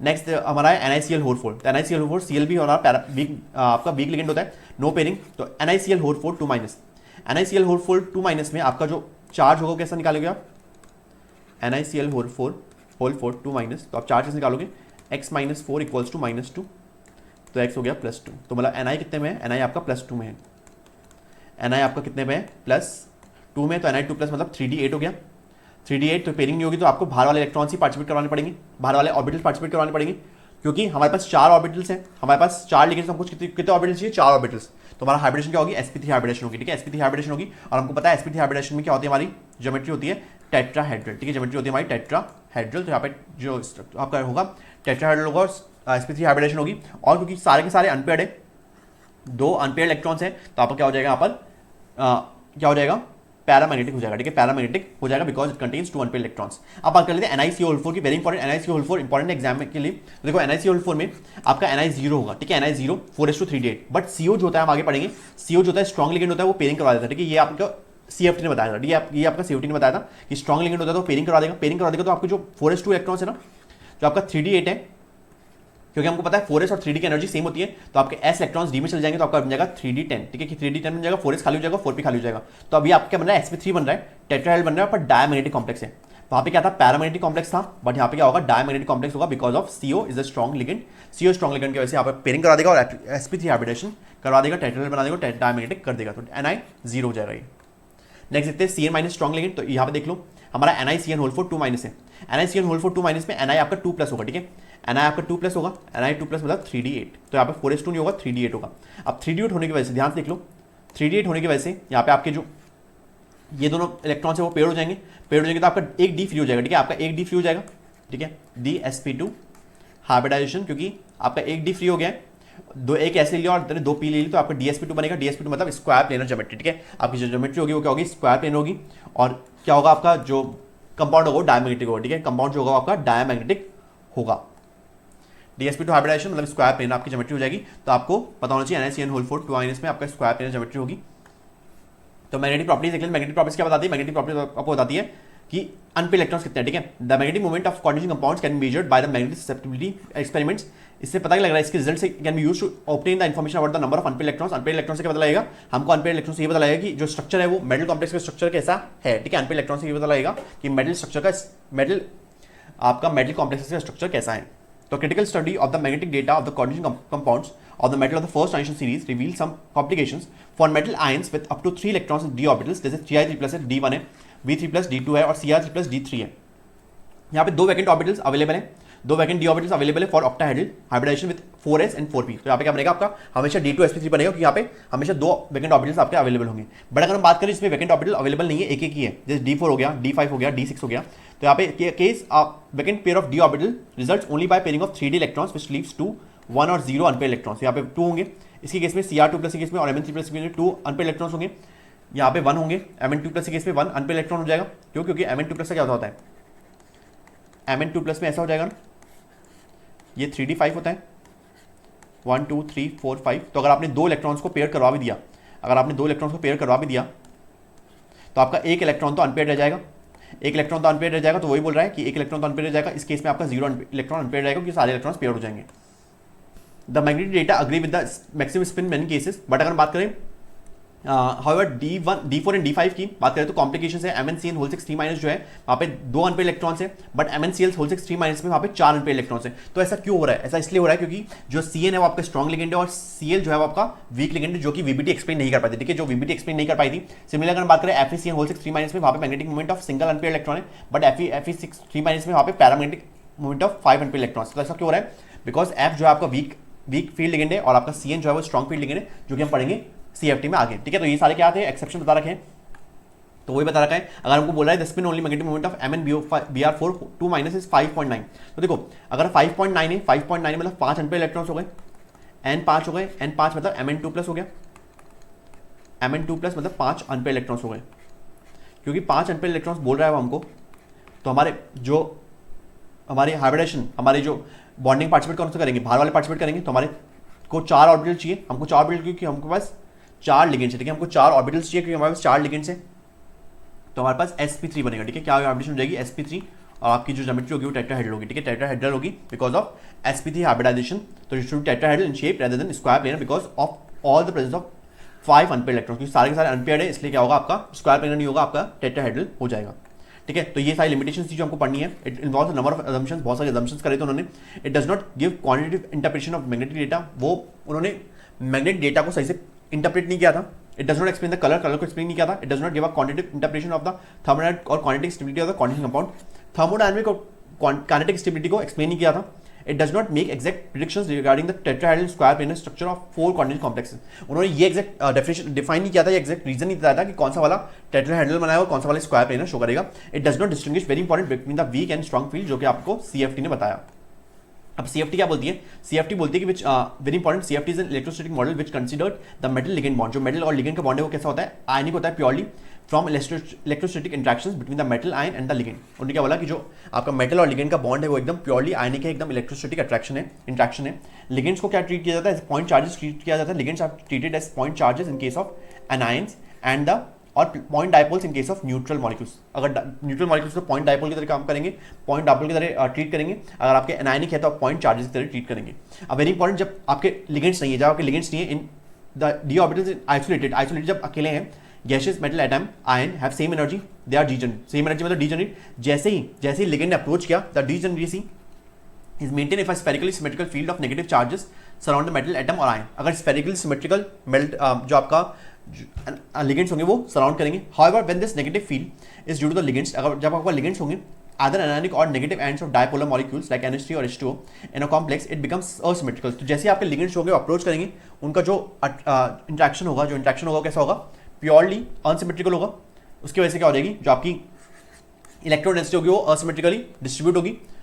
उसकी वजह से जो हमारे डीजेनरेट ऑर्बिटल्स है, उनकी जो डीजेनरेसी है वो क्या हो जाएगी? खत्म हो जाएगी, and D orbitals is lifted. तो कुछ डी ऑर्बिटल्स की एनर्जी कम हो जाएगी, कुछ डी ऑर्बिटल्स की एनर्जी बढ़ जाएगी। It results in splitting of the d orbitals. The pattern of the splitting depends upon the nature of the crystal field that is explain this splitting in different crystal fields. तो आपको पहले हम पढ़ेंगे octahedral में। Octahedral में क्या होगा? Very important कि कैसे आपकी स्प्लिटिंग हो रही है वो देखना है हमको। तो ऑक्टाहेड्रल में क्या होगा? In octahedral coordination entity with 6 ligands surrounding the metal atom और ion, there will be repulsion between the electrons in metal d orbitals and the electrons of the ligands. ठीक है, वहाँ पे क्या होगा? मेटल डी ऑर्बिटल्स का metal d orbitals में हमारे पास इलेक्ट्रॉन्स है और लिगेंड्स के पास भी हमारे पास इलेक्ट्रॉन्स है। वहाँ पे क्या होगा? रिपल्शन होगा between the electrons present the metal d orbitals and the electrons present the ligands. उसकी वजह से क्या होगा? सच रिपल्शन इज मोर। अब रिपल्शन कब कौन से केस में ज्यादा होगा? जब when the d orbital directed toward the ligand, then when it is away from the ligand, thus the dx square minus y square and dz square orbitals which point toward the axis along the direction of the ligand will experience more repulsion and will be raised in the energy। अब आपके हमको पता है कि d square minus y square dz square क्या है? दोनों क्या है? Axial orbitals. एक्सियल ऑर्बिटल मतलब जो एक्सिस में प्रेजेंट है। हमारे लिगेंड्स भी क्या होता है? एक्सिस से अप्रोच करते हैं। ठीक है, हमारे लिगेंड्स भी एक्सिस से अप्रोच करते हैं। उसकी वजह से लिगेंड्स और जो आपके एक्सियल ऑर्बिटल्स उनमें ज्यादा रिपल्शन होगा, क्योंकि रिपल्शन ज्यादा होगा तो उनकी एनर्जी बढ़ जाएगी। तो that's why dx square minus y square, dx square minus y square dz square की एनर्जी बढ़ जाएगी, और dxy dz ये क्या सारे प्लेनर ऑर्बिटल्स। ठीक है, सारे क्या प्लेनर ऑर्बिटल्स हैं, तो इनका जो रिपल्शन होगा इनमें कम होगा, इसलिए एनर्जी क्या हो जाएगी? कम हो जाएगी। तो इसलिए एनर्जी कम हो जाएगी। तो the region of the d orbitals has been removed due to the ligand electron metal electron repulsions in the octahedral complex to yield 3 orbitals of low energy, उनको बोलते हैं T2G। तो T2G में क्या क्या आ गया आपके पास, T2G में आ गया dx5 dyz और dzx, और EG में क्या आ गया आपके पास, EG में आ गया आपके पास dx स्क्वायर माइनस 5 स्क्वायर और dz स्क्वायर। तो हम देख लेते हैं स्प्लिटिंग। तो स्प्लिटिंग होती है ऐसी कुछ, T2G नीचे होता है, EG ऊपर होता है। T2G में आपके 3 ऑर्बिटल्स हो गए dx5 dyz और dzx, और EG में आपके dx square minus 5 square dz square हो गए। जो ये सेंटर है, जो सेंटर है उसको बोलते हैं बेरी सेंटर, जो क्या करता है इन दोनों को क्या करता है, अलग करता है, ठीक है।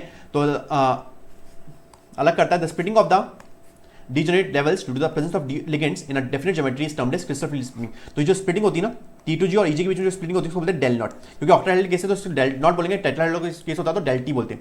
इसको बोलते हैं ओ के लगाने, ऑक्टाहेड्रल के वजह से लगाने डेल नॉट बोलते हैं, ठीक है। डेल ओ भी बोल सकते हो, डेल नॉट भी बोल सकते हो। दस the energy of the 2 EG orbitals will increase. तो जो EG ऑर्बिटल्स उसकी एनर्जी कितनी इंक्रीज होगी, 3/5 डेल नॉट। कैसे निकाला हमने, क्योंकि 3 है और पूरे कितने 5 है, तो 3/5 डेल नॉट। और T2G की एनर्जी कितनी डिक्रीज हो गई, 2/5 डेल नॉट से, ठीक है। T2G की एनर्जी 2/5 डेल नॉट से डिक्रीज हो गई और EG की एनर्जी 3/5 डेल नॉट से बढ़ गई, ठीक है, बढ़ गई। तो इसी तरह हमको क्या करना है, इलेक्ट्रॉन्स को क्या करना है, फिलिंग करनी है, इलेक्ट्रॉन्स की फिलिंग करनी है। The crystal field splitting del nought depends upon the field produce by the ligands and charge on the metal ion. वो किस पर डिपेंड करेगा, एक तो चार्ज पर डिपेंड करेगा, मेटल आयन के चार्ज पर डिपेंड करेगा, और लिगेंड जो है वो किस तरह का फील्ड बना रहा है उस पर डिपेंड करेगा, मतलब आपका स्ट्रॉन्ग फील्ड लिगेंड है या वीक फील्ड लिगेंड है। Very important, some ligands are able to produce strong fields in which case the splitting will be large. Strong field के केस में जो आपका डेल नॉट होगा वो ज्यादा होगा। वेरी इंपॉर्टेंट, जो स्ट्रॉन्ग फील्ड के केस में आपका डेल नॉट बढ़ जाएगा और वीक फील्ड के केस में आपका डेल नॉट की वैल्यू कम होगी। वेरी इंपॉर्टेंट, ठीक है। And consequently the weak field and consequently result in small splitting of D orbitals in ligands can be arranged in series. तो हमको वही पढ़ना है, लिगेंड्स स्पेक्ट्रोकेमिकल सीरीज पढ़नी है, ठीक है। स्पेक्ट्रोकेमिकल सीरीज मतलब जो H2 के, यहाँ पे देख लो कैसे आ रहा होगे, H2 के पहले वाले सारे पहले वाले I minus Br minus SCl minus Cl minus H2 minus F minus OH minus CO2O4 minus, ये सारे क्या है आपका वीक लिगेंड्स है। वीक लिगेंड्स मतलब आपकी डेल नॉट की वैल्यू क्या होगी, आपकी डेल नॉट की वैल्यू कम हो जाएगी, ठीक है, आपकी डेल नॉट की वैल्यू कम हो जाएगी। H2 के बाद वाले सारे क्या है, स्ट्रॉन्ग लिगेंड्स है। H2 के बाद वाले NCS minus EDT minus NH3 EN NCN minus CO, ये क्या आपके सारे क्या है, स्ट्रॉन्ग लिगेंड्स है। मतलब वो क्या कर देंगे, उसकी वजह से जो डेल नॉट की वैल्यू है वो बढ़ जाएगी, ठीक है, डेल नॉट की वैल्यू बढ़ जाएगी। अब देखो ध्यान से, for D4 ions 2 possible patterns of electronic distribution occurs. अब देखो D4 के लिए आप क्या कर सकते हो, पहले 3 इलेक्ट्रॉन तो यहाँ पे भरेंगे, अब चौथा इलेक्ट्रॉन यहाँ पे भर सकता है या यहाँ पे भर सकता है, ठीक है। चौथा इलेक्ट्रॉन या तो यहाँ भर सकता है या भर सकता है यहाँ पर, ठीक है। तो कहाँ भरेंगे, कहाँ बनेंगे, तो वो डिपेंड करेगा आपकी दो चीज़ों पे, ठीक है। दो चीज़ों पे डिपेंड करेगा। एक तो आपकी डेल नॉट की वैल्यू पे, अगर आपका डिफरेंस ज़्यादा है, अगर आपका डेल नॉट वैल्यू ज़्यादा है तो जो चौथा इलेक्ट्रॉन होगा वो यहाँ पर आएगा। अगर आपका डिफरेंस कम है तो चौथा इलेक्ट्रॉन होगा वो चले जाएगा ऊपर। दूसरा आएगा आपका पेयरिंग एनर्जी, अगर आपकी पेयरिंग एनर्जी कम है तो वो इजिली पेयर हो जाएगा। अगर आपकी पेयरिंग एनर्जी कम है तो इजिली पेयर हो जाएगा। अगर आपकी पेयरिंग एनर्जी ज़्यादा है वो पेयरिंग नहीं होगा, वो पेयर नहीं होगा, वो कहाँ चल जाएगा, वो EG में चल जाएगा, T2G से EG में, ठीक है। वो पेयर नहीं होगा और वो T2G से EG में चले जाएगा। तो वो लिखा हुआ है, the fourth electron could enter the T2G level and pair with an existing electron और it could avoid paying the price of the pairing energy by occupying the EG level. तो अगर पेयरिंग एनर्जी ज़्यादा है तो वो EG level में चला जाएगा। तो वही हमको देखना है कि कब जाएगा EG लेवल में और कब जाएगा। तो अगर आपका डेल नॉट की वैल्यू कम है, अगर डेल नॉट की वैल्यू कम है और P की वैल्यू ज़्यादा है, मतलब पेयरिंग एनर्जी की वैल्यू ज़्यादा है, तो डेल नॉट की वैल्यू ज़्यादा है और डेल नॉट की वैल्यू कम है और पेयरिंग एनर्जी की वैल्यू ज़्यादा है, तो वो आपका क्या बन जाएगा, ऊपर चल जाएगा। तो आपका बन जाएगा T2G3 और EG1, ठीक है, T2G3 EG1 बन जाएगा। सिमिलरली अगर आपकी डेल नॉट की वैल्यू ज़्यादा है, अगर आपका जो डिफरेंस है वो स्प्लिटिंग है वो ज़्यादा हो रही है, तो आपका जो इलेक्ट्रॉन चौथा इलेक्ट्रॉन वो यहाँ पे चल जाएगा T2G में, तो आपको बन जाएगा T2G4 EG0, ठीक है, आपका T2G4 EG0 बन जाएगा। तो दैट्स आपको देखना पड़ेगा डेल नॉट किसमें ज़्यादा होगा। अगर आपका स्ट्रॉन्ग फील्ड लिगेंड होगा तो डेल नॉट ज़्यादा होगा, अगर आपका वीक फील्ड लिगेंड होगा तो डेल नॉट आपका कम होगा, ठीक है। अगर वीक फील्ड लिगेंड तो आपका हाई स्पिन कॉम्प्लेक्स बनेगा, अगर आपका स्ट्रॉन्ग फील्ड लिगेंड तो आपका लो स्पिन कॉम्प्लेक्स बनेगा। क्योंकि स्ट्रॉन्ग फील्ड लिगेंड क्या कर देगा, आपकी पेयरिंग करवा देगा, ठीक है, क्या करवा देगा, पेयरिंग करवा देगा। वीक फील्ड लिगेंड आपकी पेयरिंग नहीं कराएगा, तो इसलिए आपका बनेगा हाई स्पिन कॉम्प्लेक्स, जो मैंने बताया था, ठीक है। तो सिमिलरली देख लो crystal field splitting in tetrahedral condition में एकदम उल्टी होती है। वहाँ पे क्या था, जो dx/dy dz नीचे थे, यहाँ पे क्या हो जाएंगे, ऊपर हो जाएंगे dx/dy और dz। इनको T2 बोलते हैं, T2G नहीं बोलते। G मतलब होता है सिमेट्री, क्योंकि टेट्राहेड्रल में सिमेट्री नहीं होती है, इसलिए G नहीं लगाते हम, G नहीं लगाते हैं। सिमिलरली यहाँ पे EG नहीं होगा, E होगा, और E में क्या होगा, dx² - 5² dz²। सिमिलरली इनके बीच में जो एनर्जी डिफरेंस होगा कितना होगा, डेल T होगा। जो EG का E की जो एनर्जी है, E की जो एनर्जी है वो कितनी डिक्रीज होगी, 3/5 डेल T से डिक्रीज होगी। और जो T2 की एनर्जी कितनी इंक्रीज होगी, कितने से, 2/5 डेल T से इंक्रीज होगी, ठीक है। T2 की एनर्जी कितने से इंक्रीज होगी, 2/5 डेल T से, और E की एनर्जी कितने से डिक्रीज होगी, 3/5 डेल T से डिक्रीज होगी, ठीक है। अब ये आपको पता होना चाहिए डेल T और डेल नॉट के, हमारा एक डेल नॉट था एक डेल T था। जो डेल T है उसमें जो स्प्लिटिंग होगी वो कम होगी, ठीक है, डेल T में स्प्लिटिंग कम होगी, दैट्स व्हाई डेल नॉट ज्यादा होगा आपका डेल T से। वेरी इंपॉर्टेंट, डेल नॉट ज्यादा होगा डेल T से। और रिलेशन क्या होता है इनके बीच में, रिलेशन क्या होता है, del T equals to 4/9 del nought. Very important, del T equals to 4/9 del nought होता है, ठीक है। ये आपको पता होना चाहिए, आपके एग्जाम में पूछा जाता है। जी स्क्रिप्ट क्यों लगाया था? G subscript is used for the octahedral and square planar complexes which have centre of symmetry. Octahedral और स्क्वायर प्लेनर में सेंटर ऑफ सिमेट्री होती है, दैट्स व्हाई हम जी यूज करते हैं। Since tetrahedral complex lack symmetry, वहां पे symmetry नहीं होती, इसलिए जी सबस्क्रिप्ट यूज नहीं करते, दैट्स व्हाई टी2 लिखते हैं और ई लिखते हैं। टी2 जी मत लिखना और ई जी मत लिखना, गलत हो जाएगा, ठीक है। तो ऐसे लिखना है आपको, टी2 और ई लिखना है। देख सकते हैं हम करंट कॉन्डिनेशन कंपाउंड, तो करंट कॉन्डिनेशन कंपाउंड हमको पता है करंट कॉन्डिनेशन कंपाउंड किसकी वजह से आता है? डी ट्रांजिशन की वजह से आता है, और एक एलएमसीटी और उसकी वजह से आता है ligand to metal charge transfer, जो मैंने आपको बताया था KMnO4 में, ठीक है। KMnO4 में जो कलर आता है वो आपका लिगेंड टू मेटल ट्रांसफर की वजह से आता है, क्योंकि यहाँ पे डी में इलेक्ट्रॉन्स होते ही नहीं है KMnO4 में। In the previous unit, we learned that one of the most distinctive properties of transition metal complexes is their wide range of colors. This means that some of the visible spectrum is being removed from the white light as it passes through the sample. So the light that emerges is no longer white. जो आपकी light आ रही है वो white light नहीं होगी, वो क्या कर लेगी? कलर एब्जॉर्ब कर लेगी। The color of the complex is the complementary to which is absorbed. जो एब्जॉर्ब हो रहा है उसका कॉम्प्लीमेंट्री कलर आएगा। देख लो ध्यान से, अगर आपका कलर येलो है तो वॉलेट आएगा, देख लो यहाँ से ध्यान से, अगर येलो है तो वॉलेट आएगा, यहाँ पर कलर सर्कल है, यहाँ पर कलर सर्कल है। अगर ग्रीन होगा तो रेड आएगा, अगर ब्लू होगा तो ऑरेंज आएगा, और वॉलेट होगा तो येलो आएगा। तो येलो के लिए वॉलेट आएगा, ब्लू के लिए रेड आएगा, ब्लू के लिए और येलो ऑरेंज भी हो सकता है। अल्ट्रा वॉलेट ये आपकी नॉट इन विजिबल रीजन, तो ये आपका पेल येलो आएगा, रेड के लिए आपका ब्लू आएगा और ब्लू ग्रीन के लिए आपका वॉलेट आएगा। ये कलर एब्जॉर्ब है, ये कलर आपकी कॉन्डिनेशन डायटी के दिखेंगे, जो आपको नेकेड आई से दिखेंगे, ठीक है। ये सारे आपको कॉन्डिनेशन डायटी दे रखे हैं, ध्यान से देख लो। तो अगर आपका TiH2 3+ है तो कलर कैसा आएगा? बिकॉज TiH2 3+ में क्या है? Ti3+ है, Ti3+ मतलब D1 है, D1 है तो जो आपका पहले T2G से EG जाएगा इलेक्ट्रॉन, T2G1 EG0 से T2G0 से EG1 जाएगा, जैसे आप दिखा रखा है यहाँ पे T2G1 है, फिर यहाँ पे EG1 हो गया, T2G0 हो गया, ठीक है। तो जो very important, it is important to note that in the absence of ligand crystal field splitting does not occur, ठीक है। वहाँ पे क्रिस्टल फील्ड स्प्लिटिंग होगी नहीं अगर आपका लिगेंड नहीं है, लिगेंड नहीं है तो hence the substance is colourless, तो आपका सब्सटेंस क्या होगा? कलरलेस होगा। वेरी इंपॉर्टेंट, फॉर एग्जांपल अगर आपने TiH2 Cl2 में से अगर आपका है TiH2 Cl3, ठीक है, जैसे आपने हीटिंग करी तो वाटर निकल जाएगा, सारा का सारा वाटर निकल जाएगा, तो कलरलेस बन जाएगा, ठीक है। क्या बन जाएगा? कलरलेस बन जाएगा। जैसे आपने सारा हीटिंग कर दिया तो आप जो वाटर होगा निकल जाएगा, वाटर की वजह से कलर आता है, वाटर की वजह से कलर आएगा क्योंकि वाटर क्या है? एज अ लिगेंड बिहेव कर रहा है। जैसे आपने सारे वाटर निकाल दिए तो कलरलेस बन जाएगा। Similarly anhydrous COCS4 is white, जैसे एनहाइड्रस था, जैसे आपने पानी डाल दिया तो क्या बन गया? ब्लू कलर बन गया। क्यों? क्योंकि वहाँ पे जो वाटर है वो एज अ लिगेंड की तरह बिहेव करेंगे, ठीक है। वाटर जो है वो आपके लिगेंड की तरह बिहेव करेंगे। The influence of the ligand on the colour of complex में be illustrated by considering the NiH2 2+। आपको जो कॉम्प्लेक्स है NiH2 3+, उसकी रिएक्शन करवा रहे हैं हम, डिसॉल्व करें वाटर में। If the bidentate ligand ethane 1,2 diamine, जो आपका बाइडेंटेड लिगेंड है ethane 1,2 diamine, is progressively added to the molar ratio En:2Ni 1:1, 2:1 और 3:1 in the following series of reactions they are associated. तो पहले En और Ni का रेशियो देखो, यहाँ पे हमारे पास NiH2 2+ है, हमने पहले एक एन डाला, एक एन मतलब दो डोनर एटम्स है, ठीक है। एक एन में आपके दो डोनर एटम्स है क्योंकि बाइडेंटेड है, तो 2 H2 निकलेंगे आपके, ठीक है। 2 H2 निकलेंगे तो आपका प्लेन ब्लू बना। जैसे आपके En के मॉलिक्यूल्स बढ़ते जाएंगे तो आपका वॉलेट हो जाएगा, मतलब आपका कलर की जो आपकी इंटेंसिटी होगी बढ़ती जाएगी, ठीक है। जैसे आपका रेशियो बढ़ता जाएगा वैसे आप कलर का रेशियो भी, कलर का जो इंटेंसिटी वो बढ़ती जाएगी। तो अभी यहाँ पर 1:1 था, Ni और En का बोल रहा हूँ मैं, Ni और En का बोल रहा हूँ 1:1। यहाँ पे Ni और En का 1:2 हो गया, Ni 1 है और En 2 है। सिमिलरली यहाँ पे Ni 1 है और En क्या है? 3 हो गए, तो 1:3 हो गया। जैसे आपका रेशियो बढ़ता जाएगा वैसे वैसे इंटेंसिटी बढ़ती जाएगी। तो वही दे रखा है यहाँ पे आपका रेशियो कलर की इंटेंसिटी दे रखी है। तो ये NiH2 4 En है, ये आपका NiEn3 है, तो आपका कलर होगा वॉयलेट, ठीक है। जैसे आप तो सॉल्यूशन ऑफ कॉम्प्लेक्सेस ऑफ निकल 2 with an increasing number of ethane 1 time. तो क्या पता लगा इससे? जैसे आप लिगेंड्स को बढ़ाओगे तो वैसे आपका जो कंपाउंड है वो कलर बनता जाएगा।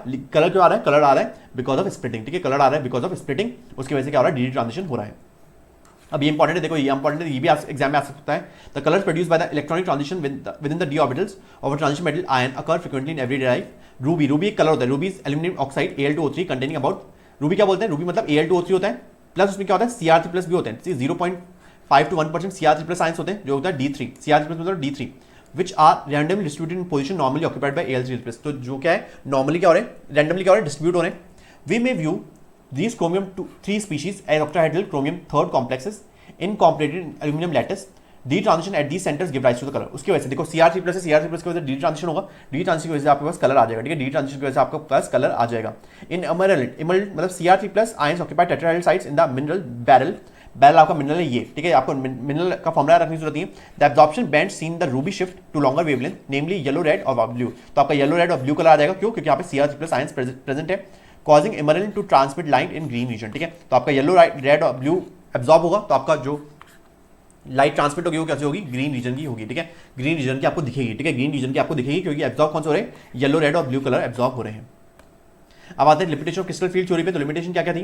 तो these assumption that ligands are point charges, ये it follows it ionic ligand should exert the greatest splitting effect. अब उन्होंने क्या जूम करा था कि लिगेंड जो होना चाहिए वो पॉइंट चार्जेस होने चाहिए, उन्होंने उनको उनके हिसाब से क्या होना चाहिए था, जो आयनिक लिगेंड्स है वो सबसे ज्यादा स्प्लिटिंग इफेक्ट होने चाहिए थे, स्प्लिटिंग इफेक्ट सबसे ज्यादा क्या होनी चाहिए थी, प्रोवाइड करनी चाहिए थी, मतलब एनायनिक लिगेंड्स के केस में सबसे ज्यादा स्प्लिटिंग होनी चाहिए थी। बट क्या होता है एनायनिक लिगेंड्स की अगर हम बात करें तो एनायनिक लिगेंड्स तो सबसे लास्ट में स्पेक्ट्रोकेमिकल सीरीज में, ठीक है। Anionic ligands actually are found the low end of the spectrochemical series, उसकी वजह से इनके केस में तो स्प्लिटिंग बहुत कम होगी, ठीक है, इनके केस में तो स्प्लिटिंग बहुत कम होगी, तो वो एक्सप्लेन नहीं करा था किसने, LFT आपका CFT ने। Furthermore it does not take into account of the covalent character of the bonding. वहां पे सिर्फ बोला था कि आयनिक बॉन्डिंग होती है, ठीक है, वहां पे क्या होती है आयनिक बॉन्डिंग होती है, इलेक्ट्रोस्टैटिक इंटरेक्शन होता है, ठीक है, इलेक्ट्रोस्टैटिक इंटरेक्शन होता है, कोवलेंट बॉन्डिंग के बारे में कोई बात नहीं करी थी। There are some of the weakness of CFT which are explain by the LFT, जो हमारे सिलेबस में नहीं, LFT ने क्या कर दिए थे, एक्सप्लेन कर दिए थे। अब बात कर लेते हैं bonding in metal carbonyls, last topic है bonding in metal carbonyls. Metal carbonyls क्या होते हैं, होमोलैप्टिक कार्बोनिल्स, होमोलैप्टिक मतलब सारे के सारे आपके क्या होंगे, कार्बोनिल ही होंगे, ठीक है, सारे के सारे आपके लिगेंड्स होंगे, कार्बोनिल होंगे। तो डिफरेंट हमको पढ़ने, सबसे पहला है these carbonyls have simple well defined structures, tetra carbonyl nickel, tetra carbonyl मतलब 4 कार्बोनिल होंगे, इज द टेट्राहेड्रल, 4 कार्बोनिल है। पेंटा कार्बोनिल वहां पे क्या होगा, trigonal bipyramidal, while hexa carbonyl chromium 0 is octahedral, ठीक है, वहां पे हेक्सा कार्बोनिल तो वहां पे 6 होंगे तो ऑक्टाहेड्रल हो जाएगा।